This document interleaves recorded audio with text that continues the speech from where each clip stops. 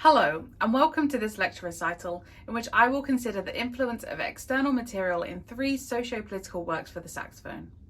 Trope by Marilyn Shrewd, 13 for 3 through 5 by Dorothy Hyman, and Supreme by Tawny Olson are all works that are connected to a social, cultural, or political issue. This lecture will investigate the specific socio-political issues that inspired these pieces and how those issues have informed and influenced the composer's compositional processes. In these selected works, each composer has explicitly stated that their music responds to a political, cultural, or social shift. Shrewd's composition considers universal themes of struggle and emancipation through the protest song We Shall Overcome, which serves as the source material. Hyman was inspired by the ways in which Sesame Street portrays changing childhood experiences through the creation of characters who deal with issues including food insecurity, parental incarceration, and military deployment.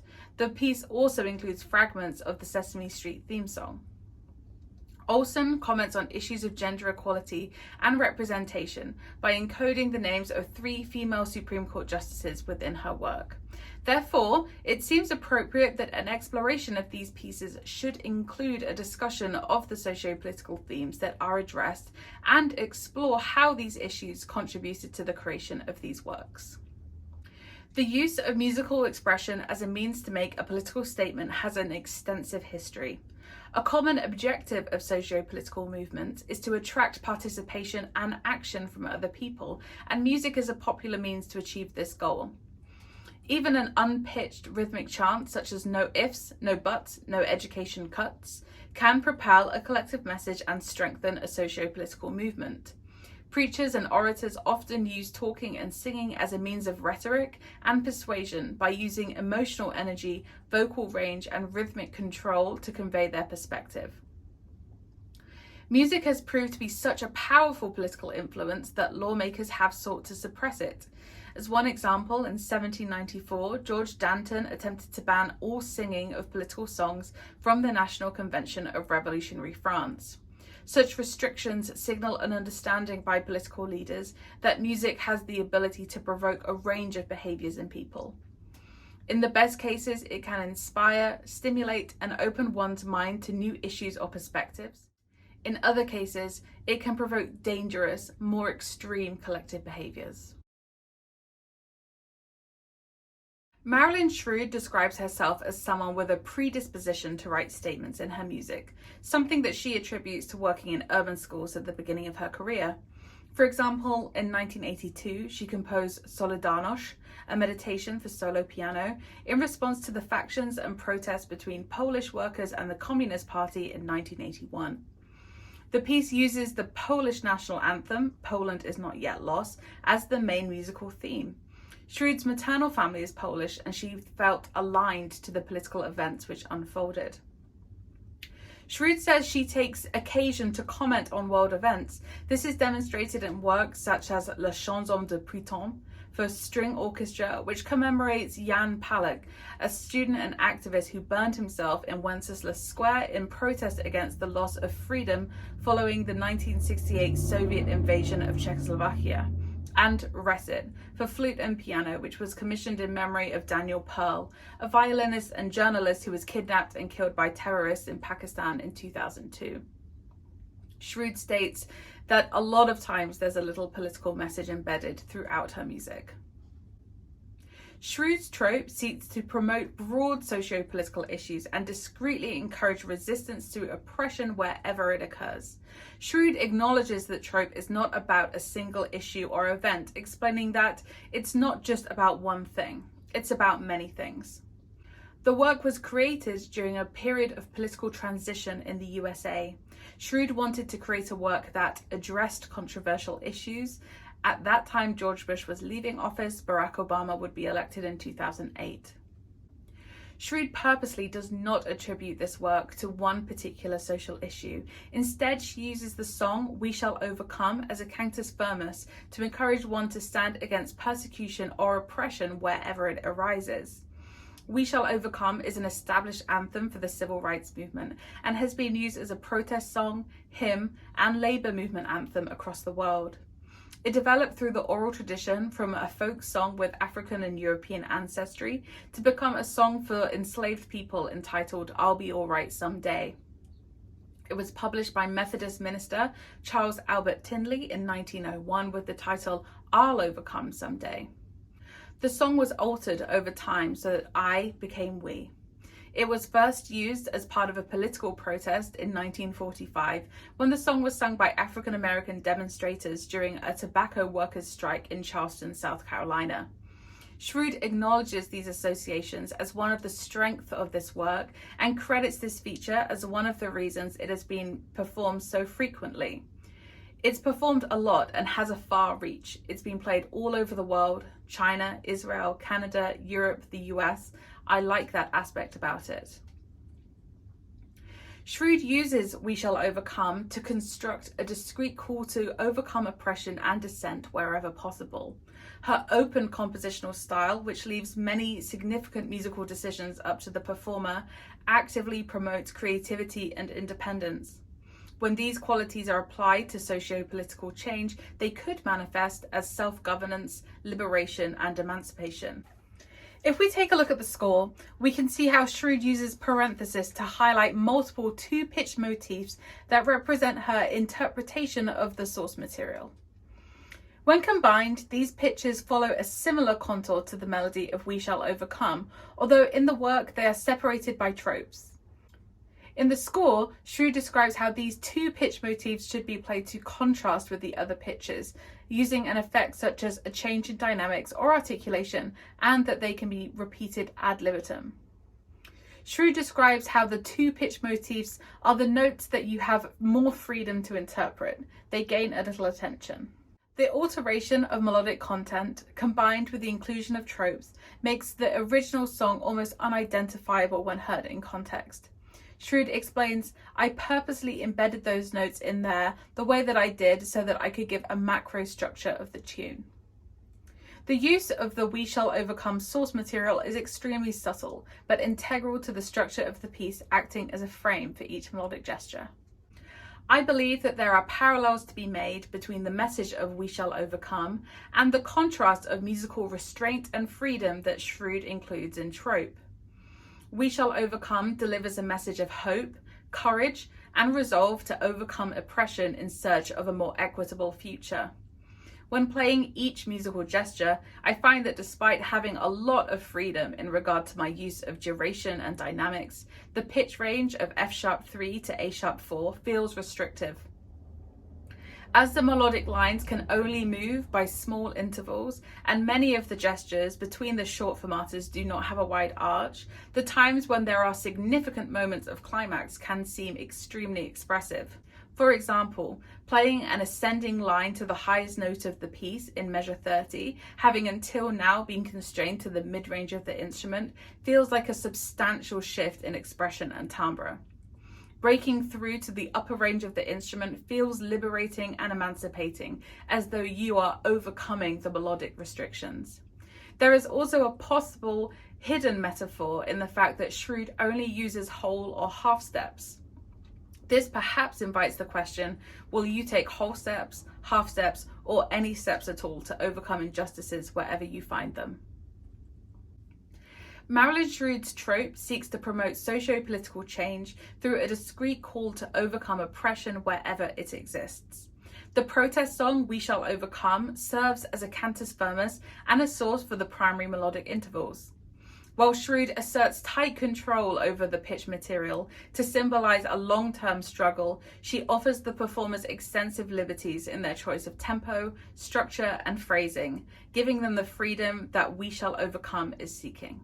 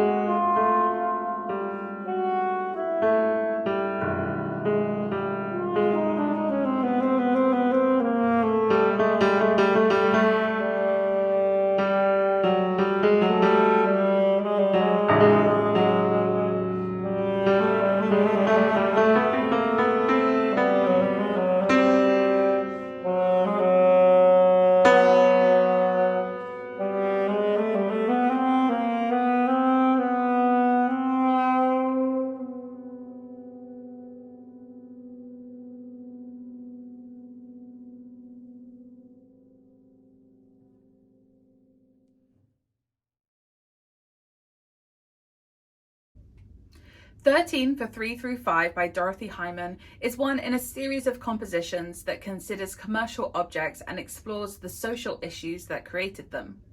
This work was inspired by stories and characters from the television show Sesame Street, which present issues such as food insecurity, parental incarceration, living with HIV, military deployment, and autism, among others. Hyman reinvents the Sesame Street theme song to create a new work for alto saxophone and percussion through a creative process that involves electronic manipulation of audio samples and acoustic composition as an homage to the show that gave me so much comfort as a young child and continues to do so for many in distress.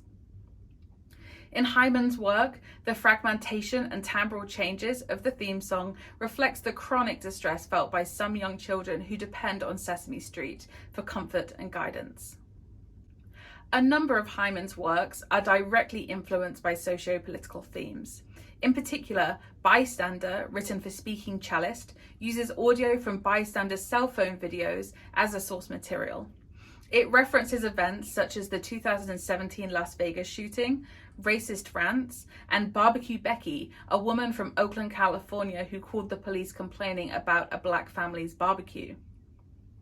Hyman's compositions are often autobiographical, with works such as Needlepoint, Magic City, and Setting Century all reflecting on major life events such as the illness and death of her parents and the birth of her son.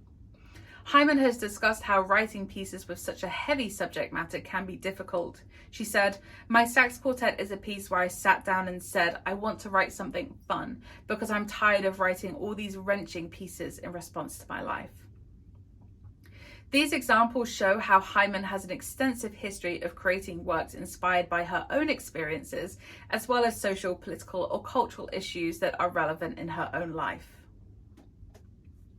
Hyman has a significant series of compositions that are all inspired by objects which encapsulate a single social justice issue. These works focus on an item, usually a commodity, which speaks to injustice and oppression.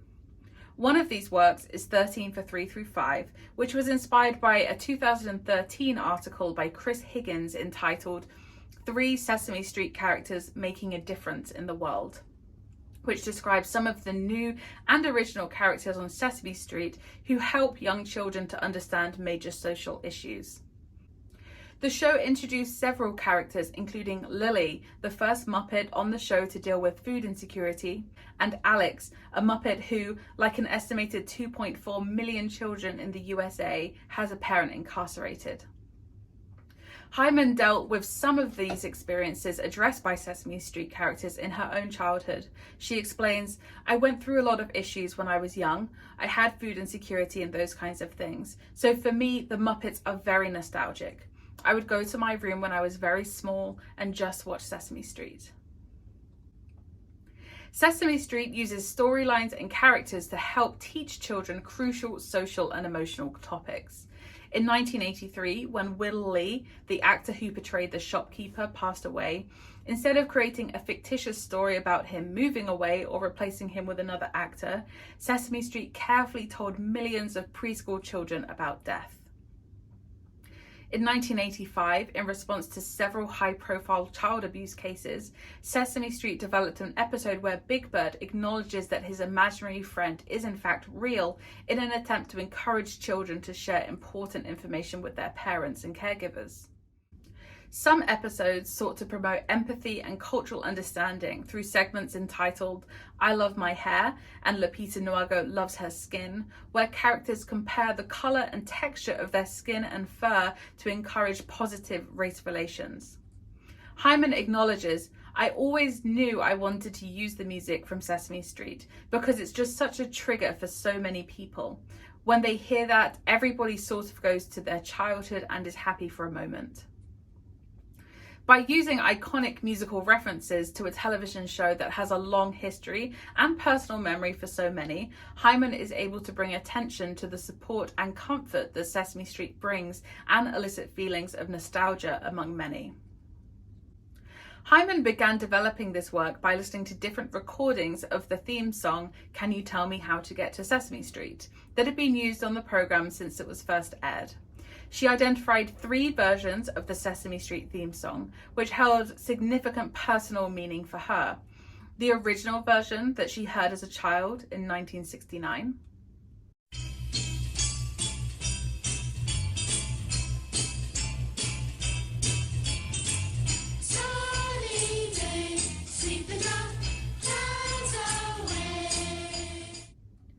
The 1998 version that was playing the year her son was born.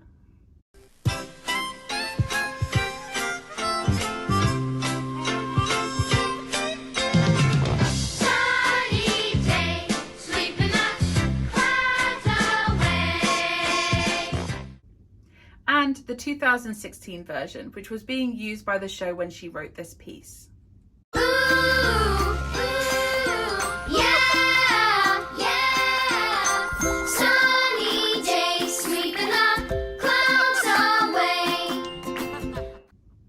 The 3 versions of the song are quite different, with varying instrumentations, tempos, and electronic sounds, but the work remains recognizable. Hyman sampled the opening chords of all 3 versions and the sunny day motif as source material for this piece. The title of the work, 13 for 3 through 5, prepares the composition of this piece. It represents the 13 characters discussed in the Higgins article and the age range of the target audience for Sesame Street, children aged 3 to 5. Hyman began to manipulate audio samples from the different versions of the theme song by stretching each track 3, 5, and 13 times, which created a unique and rich sound world, which Hyman describes as a sonic model. Hyman continued this process of layering and stretching the audio samples by using different numbers dictated by the Fibonacci proportions. She explains, I'm not a big Fibonacci person really. I could actually care less about the golden mean, but it was because I had this title and I realized that these were Fibonacci numbers. This process of creating a sonic model has been creatively stimulating for Hyman. She states, to me, it's incredible. You can really hear into the sound and hear all the wavering and all the different frequencies. First, let's listen to the original Sesame Street opening theme.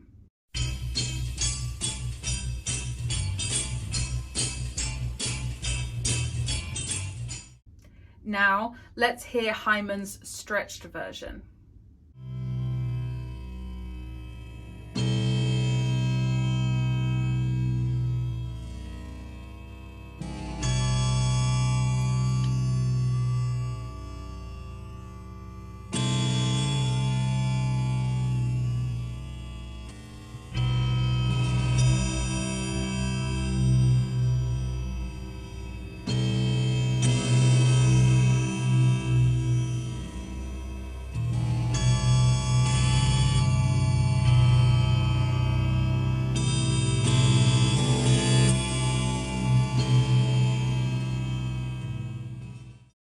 Hyman's sonic model of distorted samples from the Sesame Street theme became the departure point towards writing an acoustic chamber work for saxophone and percussion. She describes recomposing the sonic model to create the acoustic piece, saying, I think you can really hear it's a different piece, but at the same time, all the details and everything come from the tape piece that I made. Also, still, there's a sort of underlying Sesame Streetness about it. The enlargement of the Sesame Street theme song that Hyman achieved through electronic manipulation is still present in the acoustic work for saxophone and percussion. This connection to the source material is one of the significant ways in which the issues that inspired this work has informed Hyman's compositional process. The original Sesame Street theme tune is characterized by a driving quarter note pattern with repeating 4-chord progression. This harmonic progression is simple, catchy, and forms the harmonic structure of the rest of the song. In Hyman's piece, the same harmonic framework remains in the glockenspiel part, except now the driving rhythm has been removed and the chord progresses slowly over 14 measures as opposed to just 2 measures in the original. Hyman's motivation for using the source material as a slow-moving progress was to create a reverent, nostalgic homage to Sesame Street by attempting to trigger certain childhood memories in the listener through the recognition of this popular theme. As previously discussed, many of the new characters developed by Sesame Street were created to help children through long-term events, such as parental incarceration, living with HIV, and military deployment. Hyman's use of a slowly unfolding harmonic progression and slow tempo could read as a reflection of the chronic distress felt by some young children who depend on Sesame Street for comfort and guidance. The main thematic saxophone gesture of this work originates from the Sunny Day lyric from the original Sesame Street theme song. The motif is a descending major triad with a subtle syncopated rhythm heard here. Throughout the work, Hyman uses fragmented contours of the original motif to imply the Sunny Day melody.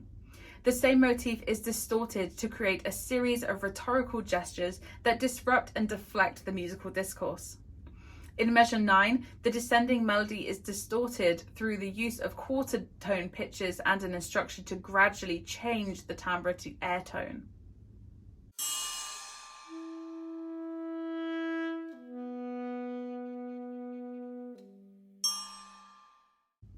In measure 27, the motif gets a little closer to the original through the use of a descending minor third interval, but again Hyman distorts the instrument timbre so that the gesture is incomplete.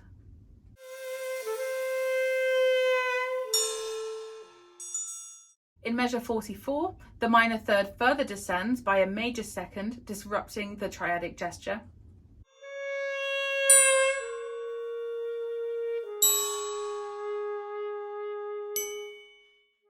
Similarly, in measure 58, there is a descending minor third, but the interval oversteps by a perfect fourth and then rises by a minor third.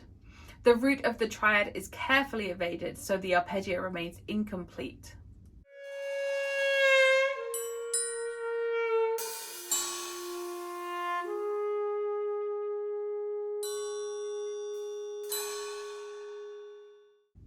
The thematic gesture is finally revealed at measure 81, where we hear the full triad for the first time in unison between the saxophone and glockenspiel.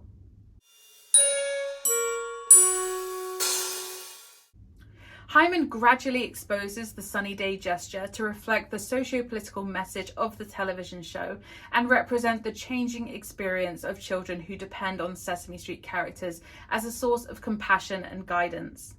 For many children, the notion of a sunny day, free from distress, anxiety, and trauma, might seem unobtainable or fleeting. This feeling of insecurity is reflected in the music as a distorted and transient musical motif, which is only heard in its entirety at the climax of the work. The Sunny Day motif, as well as being a distinct collection of pitch material derived from the original theme song, is also a significant gesture of optimism that steers the narrative of this work. It represents Sesame Street's ultimate message of representation and hopefulness through the ways that it presents fair, equitable education for all children, regardless of personal circumstances.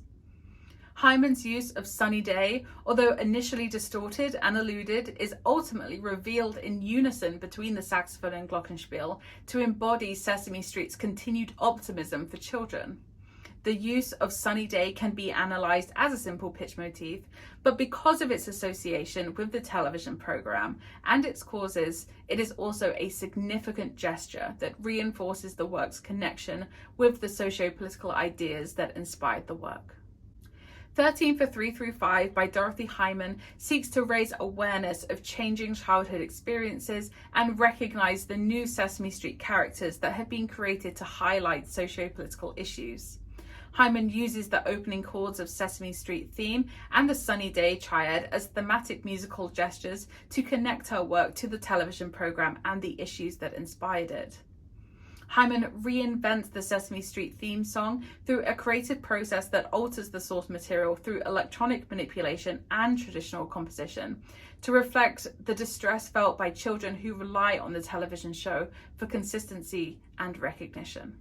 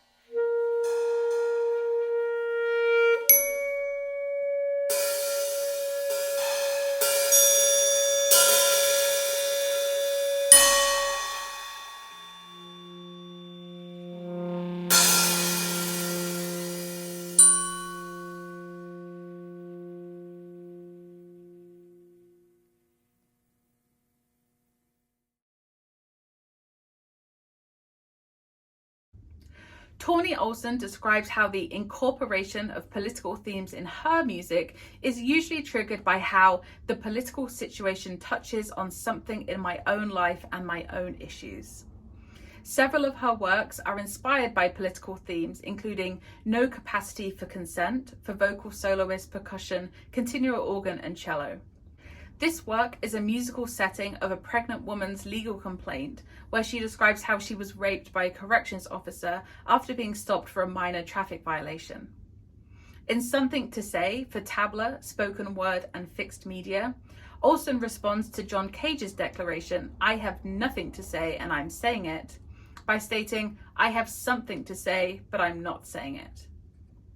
In this work, Olson considers things that people don't say because of fear of overreaction, being too upset to speak, or simply choosing to remain silent. Olson's Supreme for solo alto saxophone considers issues around the role of women on the United States Supreme Court, alongside broader issues of representation and gender equality. Olson encodes the names of the 3 female justices on the Supreme Court in 2019. Justice Ruth Bader Ginsburg, Justice Sonia Sotomayor, and Justice Elena Kagan through a mixture of pitched letter names and solfege. She contrasts the justices' upbeat confidence with introspection and struggle, and invites the listener to consider how each of those things might relate to the justices, their lives, their time on the court. Supreme is Olson's first major solo work for the saxophone and was commissioned by and dedicated to Carrie Kaufman, who suggested a new work for solo saxophone that was about Justice Ruth Bader Ginsburg. Olson describes how there's always been a lot of love for her among many circles in the US, and she was a remarkable woman. But I felt like at that time, there are also a number of pieces being written specifically about Justice Ginsburg, and I felt a little late to the party. During that same period, Olson attended a lecture given by Justice Sonia Sotomayor at Yale University and was really impressed by her as a human. By focusing this work on Justices Ginsburg, Kagan, and Sotomayor, Olson invites the listener to consider issues surrounding the role of women on the Supreme Court, alongside broader issues of representation and gender equality. In the program note, Olson includes a quote by Justice Ruth Bader Ginsburg. "People ask me sometimes when. When do you think it will be enough? When will there be enough women on the court? And my answer is when there are 9. Since the establishment of the United States Supreme Court in 1789, there have been 114 justices, all but 6 have been white men. A woman was first considered for a seat in 1930, and 9 other women have appeared on presidential shortlists.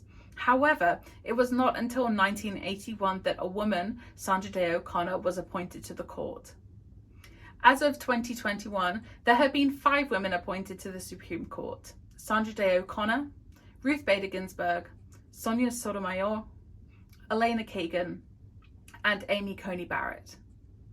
By encoding the names of 3 Supreme Court justices, Olson's work inherits certain connotations and associations.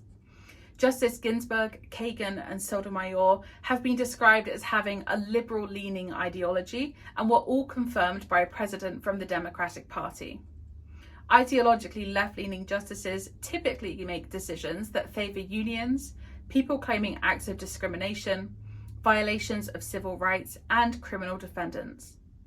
By using the justices' names in Supreme, Olson aligns the work with liberal ideologies and agendas.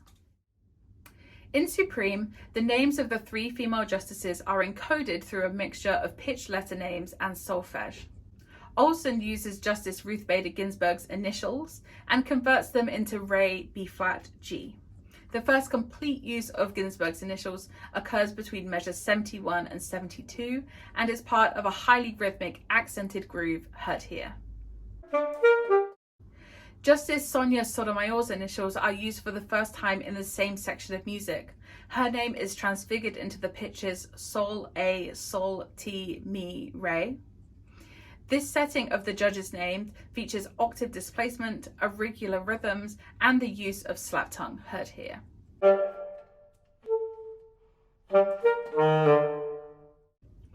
Justice Elena Kagan's name does not occur until much later in the piece, after the sustained multiphonic section. Olsen uses Kagan's name to begin a new section of music marked somewhat freely at measure 171. Kagan's name is musically encoded using the pitches E, A, E, A, G, A.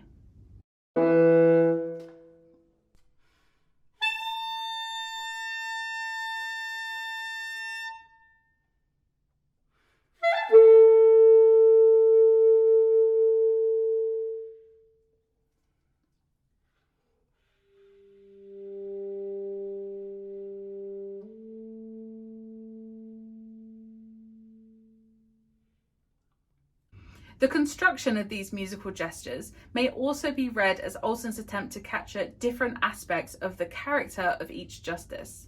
For example, the short three-note theme may reflect Ruth Bader Ginsburg's diminutive size. She stood at just 5 feet 1 inch. Elena Kagan's motif is built on a perfect fourth interval, which could represent Kagan's reputation as an inscrutable justice who, despite being known as a left-leaning judge, has been the author of several politically neutral decisions. The perfect fourth could reflect this neutrality because it is an interval that occurs in both major and minor tonalities and therefore does not give an indication of tonality. It could also be read as being just below the point where one could split the octave in half, referencing some of Kagan's left-of-center votes and opinions. Olsen did not intend for the music to suggest a linear narrative that describes the justices. Instead, she references the justices by musically encoding their names and submerging them within the music in a way that resembles the BACH motif in Alban Berg's music. Like the deep, fragmented embedding of We Shall Overcome in Schroed's trope, this reference to the justices is subtle, even ambiguous, and Olsen recognizes that they won't be immediately identified by the listener. She explains, "No, I'm not sure that anyone would really know this was about the Supreme Court justices. I think they, the audience, would probably need the program notes, but there's a sort of a clear emotional character."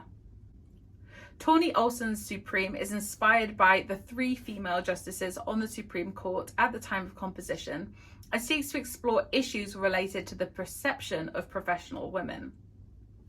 The justices' names are embedded into the work, and contrasting musical sections reflect on their personalities on and off the court.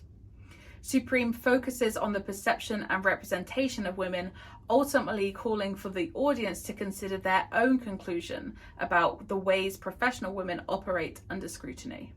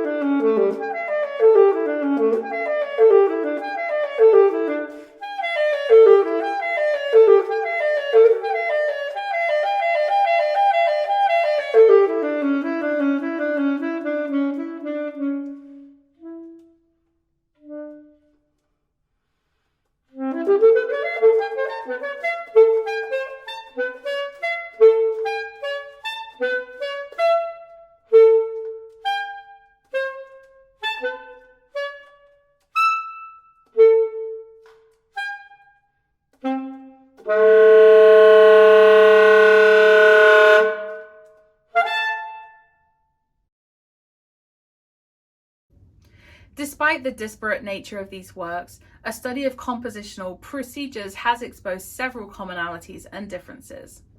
The three works in this study each take an external source connected to a social, political, or cultural issue and reinterpret it. Hyman and Schroed both deconstruct and fragment an existing musical work with its own identity, context, and perspective, whereas Olson musically symbolizes the justices' personalities through different musical gestures and uses their names as a way to generate melodic material.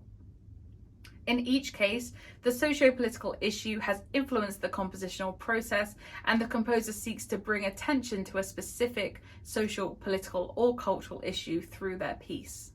Each composer has used an external source material to generate pitch material. However, the manipulation of that pitch material differs greatly between each work.